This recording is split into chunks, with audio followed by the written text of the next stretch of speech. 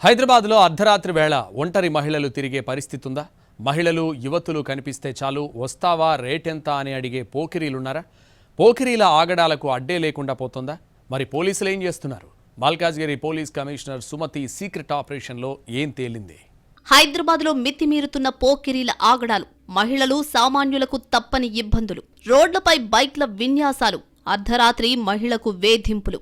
హైదరాబాద్ రోడ్లపై ఇవే నిత్య కృత్యాలు. తాజాగా ఈ అరాచకానికి ముగింపు పలకాలని నిర్ణయించుకున్న Malkajgiri police commissioner Sumathi secret operation చేపట్టారు.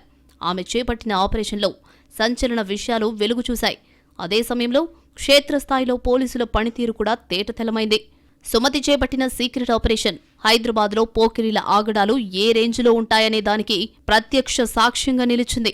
ఐపీఎస్ ఆఫీసర్ లేదా మల్కాజ్గిరి సిపిగా కాకుండా ఓ సాధారణ మహిళ వేషధారణలో సుమతి ఆపరేషన్ చేయడంతో ఈ విషయాలు వెలుగులోకొచ్చాయి. అర్ధరాత్రి సమయంలో రోడ్ల మీద మహిళలు ఒంటరిగా నిలబడితే ఎంతటి భయానక పరిస్థితులు ఎదుర్కొంటారు అనేది ఈ ఘటన వెల్లడించింది. ఇటీవలే సుమతి మల్కాజ్గిరి సిపిగా బాధ్యతలు స్వీకరించారు. ఆ తర్వాతి రోజే అర్ధరాత్రి 12 గంటల సమయంలో ఎలాంటి భద్రతా సిబ్బంది లేకుండా సాదాసీదా దుస్తుల్లో ఒక సామాన్య మహిళలా దిల్సుఖ్ నగర్ బస్టాండ్ వద్దకు చేరుకున్నారు. అక్కడ బస్సు కోసం ఎదురు చూస్తున్న ప్రయాణికురాలిగా నిలబడ్డారామె. కానీ ఆమె కమిషనర్ అని తెలియని దాదాపు 40 మంది పోకిరీలు ఆమెను చుట్టుముట్టారు. మద్యం, గంజాయి మత్తులో ఉన్న యువకులు ఆమెపై అసభ్యకరమైన వ్యాఖ్యలు చేస్తూ వస్తావా, రేటెంత అంటూ దారుణంగా వేధించారు. అర్ధరాత్రి 12 నుండి తెల్లవారుజామున 3 వరకు సుమారు 3 గంటల పాటు ఆమె ఆ నరకాన్ని మౌనంగానే భరిస్తూనే అక్కడి పరిస్థితులను గమనించారు.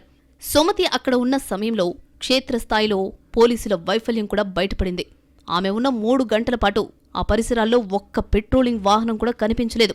చివరకు తెల్లవారుజామున 3 గంటల 30 నిమిషాలకు ఒక బీట్ కానిస్టేబుల్ అటువైపు వచ్చారు. వరుసగా 3 రోజుల పాటు ఇదే తరహాలో నిఘా పెట్టిన సుమతి మొత్తం 40 మంది పోకిరీలను గుర్తించి అదుపులోకి తీసుకున్నారు. వీరిలో అత్యధికంగా హాస్టల్స్లో ఉంటూ చదువుకోవాల్సిన విద్యార్థులే ఉండడం విశేషం. సరూర్ నగర్, దిల్సుఖ్ నగర్ ప్రాంతాల్లో చాలా వరకు మెన్స్, ఉమెన్స్ హాస్టళ్లున్నాయి.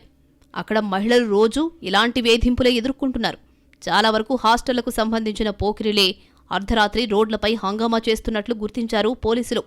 మద్యం, డ్రగ్స్ మత్తులో విద్యార్థులు దారి తప్పుతున్నట్లు గుర్తించారు.